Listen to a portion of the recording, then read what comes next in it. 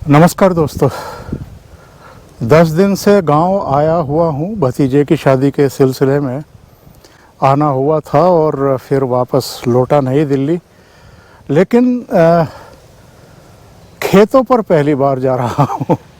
10 दिन में इतने सारे प्रोग्राम्स वगैरह रहते हैं तो उनमें व्यस्त रहे, पर खेतों की तरफ पहली बार निकले हैं।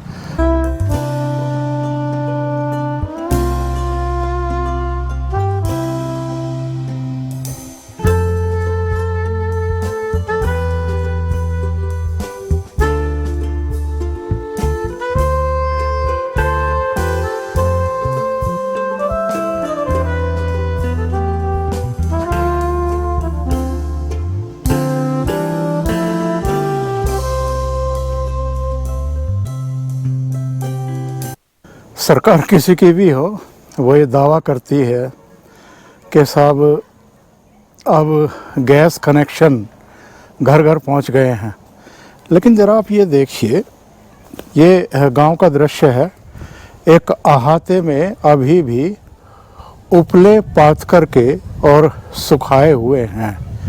इसका मतलब ये है कि जो आम जनता है भारत की, वो अभी भी ये गैस कनेक्शन, रसोई गैस और जो तमाम दूसरी चीज़ें हैं उनके प्रति उतनी आकर्षित नहीं है। अभी उनको वो खर्चीला लगता है, क्योंकि गांव में पशु अभी भी हैं, गायें हैं, बैल है, भैंस है, भैंसें हैं। तो उनके गोबर से ये उपले पाथे जाते हैं और इनको सुखा करके ईंधन के रूप में इस्तेमाल किया जाता है। आइए थोड़ा आगे देखते हैं चल करके। ये आप देखिए, पूरे ढेर लगे हुए हैं उपलों के। ये अब लगभग सूख चुके हैं और चूल्हे में तैयार हैं। कुछ तैयार हैं और ये नए तैयार किए गए हैं। अभी इनको सूखने में समय लगेगा।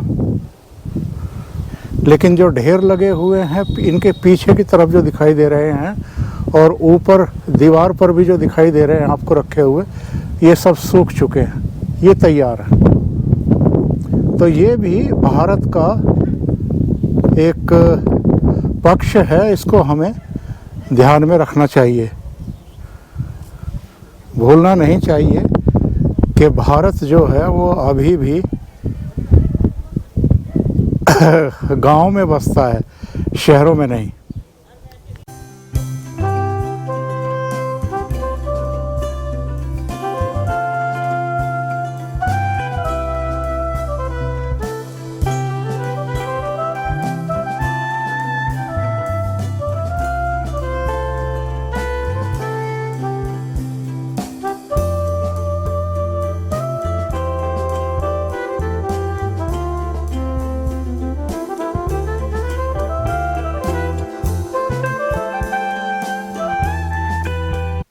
एक भैंसा बोगी सामने से आ रही है। किसान अपने खेत से गांव वापस लौट रहा है।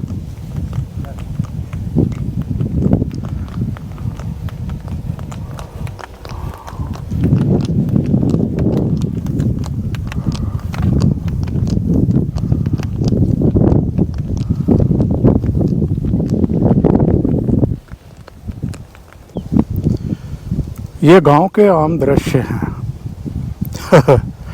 आप खेतों की तरफ निकलेंगे तो जो कुल देवता है उनका स्थान आपको खेतों के किनारे पर, खेतों के बीच में कहीं भी मिल सकता है।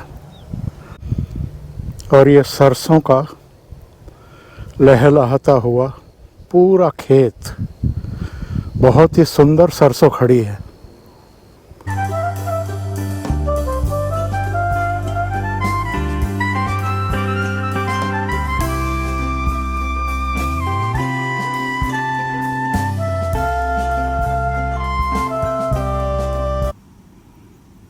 ये एक दूसरा खेत है जिसमें सरसों की खेती ठीक ठाक दिखाई दे रही है।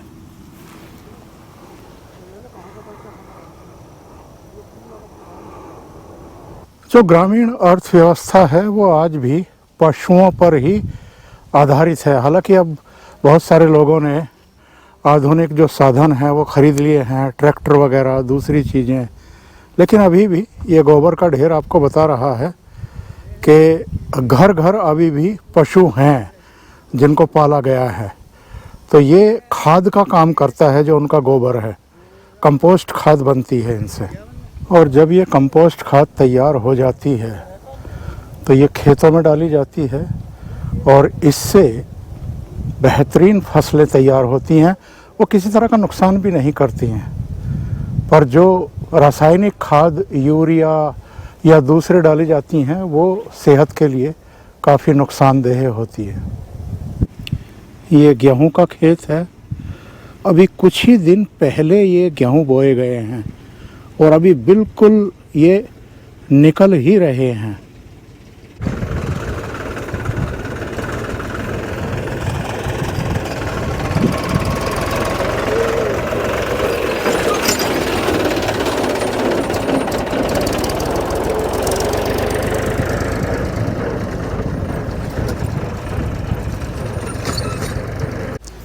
ये खेतों के भीतर जाने के लिए रास्ते, और आमतौर पर ये ऐसे ही होते हैं।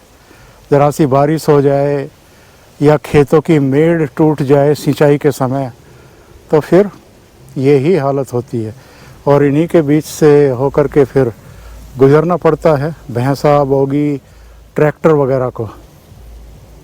बहुत सारे लोग पूछते रहते हैं कि ये पराली क्या है। तो पराली के बारे में मैं बता दूं, ये गन्ने का खेत है और गन्ने के खेत को जब हम छीलते हैं यानी गन्ना अलग निकालते हैं, ये ऊपर का हिस्सा, ये जो आपको दिखाई दे रहा है हरा, ये हरा चारा बन जाता है पशुओं के लिए। और इसके नीचे जो ये सूखे हुए पत्ते आपको दिखाई दे रहे हैं, मैं सूखे हुए पत्ते आपको दिखाता हूँ। ये नीचे की तरफ जो सूखे हुए पत्ते हैं, जब गन्ने को छीलते हैं तो इसको अलग कर दिया जाता है और ये चूँकि किसी काम नहीं आते हैं तो इनको बाद में किसान जला देता है और इसी को पराली बोला जाता है। ये पराली है जो गन्ना छिलने के बाद खेत में ही पड़ी रह गई है। इसी को किसान एक्चुअल में जला देता है, जिसको लेकर के तमाम तरह के सवाल और बवाल चलते ही रहते हैं कि दिल्ली में प्रदूषण हो रहा है। और सामने मुझे एक खेत में इस समय पराली जलती हुई भी दिखाई दे रही है, तो चलिए आपको वहीं लेकर के चलता हूँ।